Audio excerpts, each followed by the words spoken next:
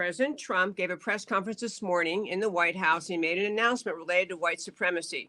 This obviously is in relation to the two horrific killings over the weekend, violent attacks in a Walmart store in El Paso and on a public street in Dayton, Ohio. I'm going to start by playing his clip, and that's what we'll really be focusing on most of the show today, is what caused these incidents, who is fair to blame, who's not, and how do we as Americans who love our country and love each other move forward to make a better country. But let's start with President Trump.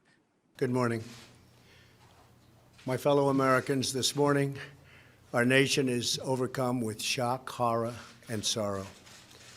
This weekend, more than 80 people were killed or wounded in two evil attacks. One Saturday morning in El Paso, Texas, a wicked man went to a Walmart store where families were shopping with their loved ones.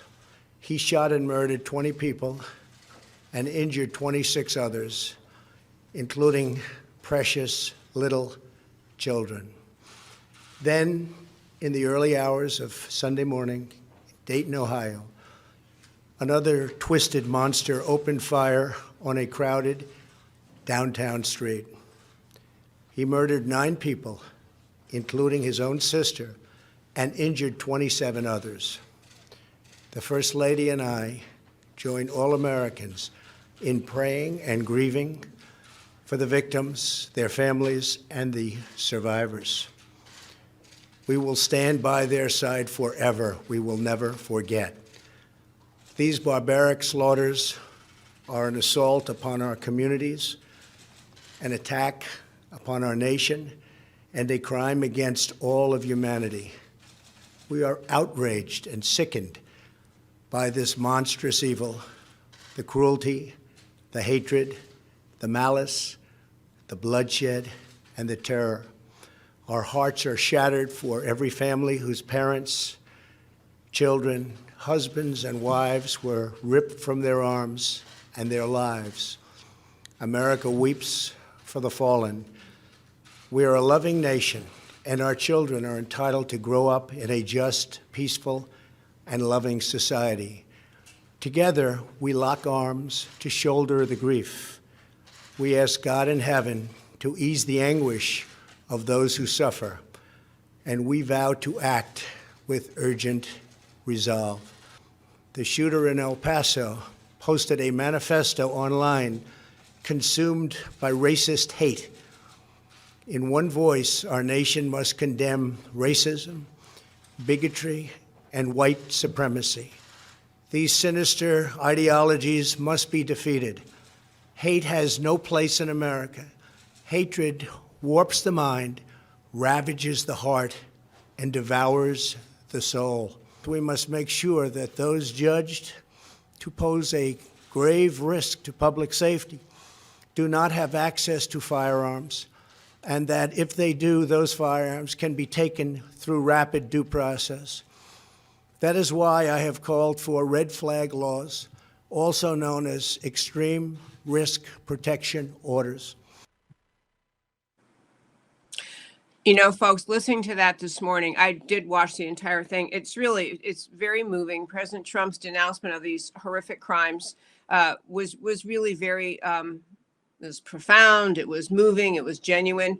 And I do want to talk about these today, what happened over the weekend, both in El Paso, Texas, and also in Dayton, Ohio. And obviously, to start with, and really all conversations should start and finish with just denouncement of the evil and the compassion, love for the victims, support for the victims, the willingness of America to stand up against such hatred is vital.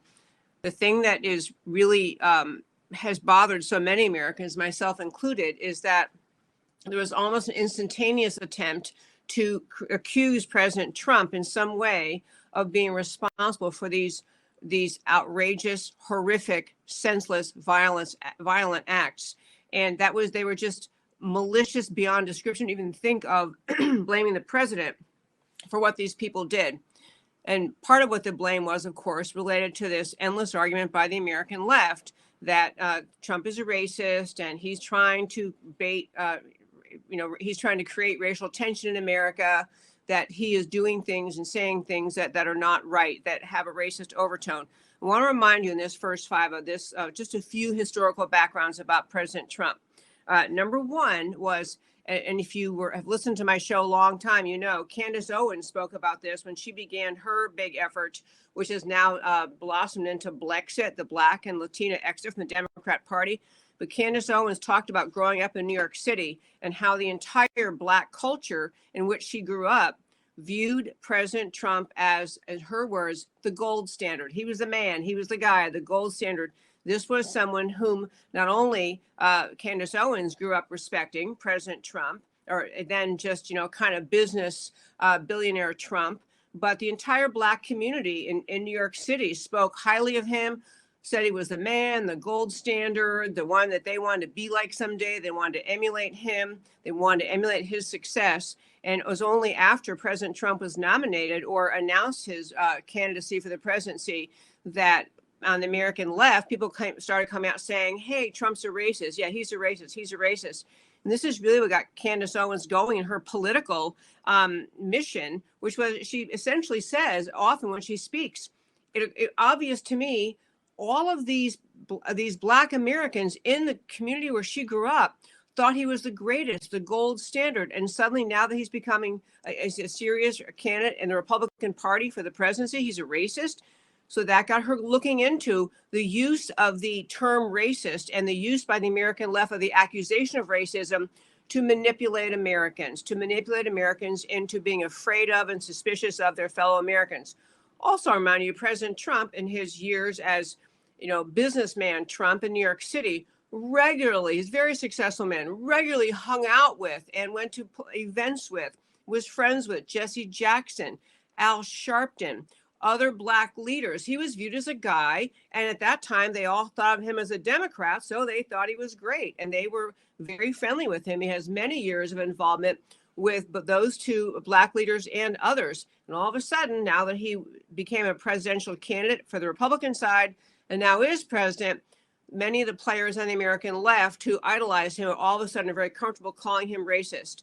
This is not only obviously blatantly dishonest, but it actually is a grave disservice to the American people. It's a grave disservice to have people in the public eye in a casual, irresponsible, and often malicious and manipulative way accuse someone of being racist simply because the simple fact is they don't agree with their politics or they support someone who's on the other side of the aisle. So they don't want to give President Trump any credence, any credit at all. Folks, this is truly egregiously harmful to our culture, to the culture, to the fabric of the American people. We have problems to solve in this country of a wide variety. We have border issues and tax issues and just many, many issues to solve. And when the left reverts to their kind of their dog whistle motif of just calling anyone who won't agree with them racist, they really hurt all of America, especially the most vulnerable among us who may not be informed enough to recognize the tactic and the maliciousness with which the Americans are acting. So Trump called out this morning, in addition to just calling out against white supremacy and racism, and he denounced it in very strong terms. He also took the time to talk about moving forward and dealing with mental health issues, moving forward to protect Americans from other citizens who may be dangerous and maybe shouldn't have guns. I'm not going to get into the specifics of the policies he brought out today, but I just want to really focus on the shooters, what happened, and the political reaction. And that, my friends, is today's first five.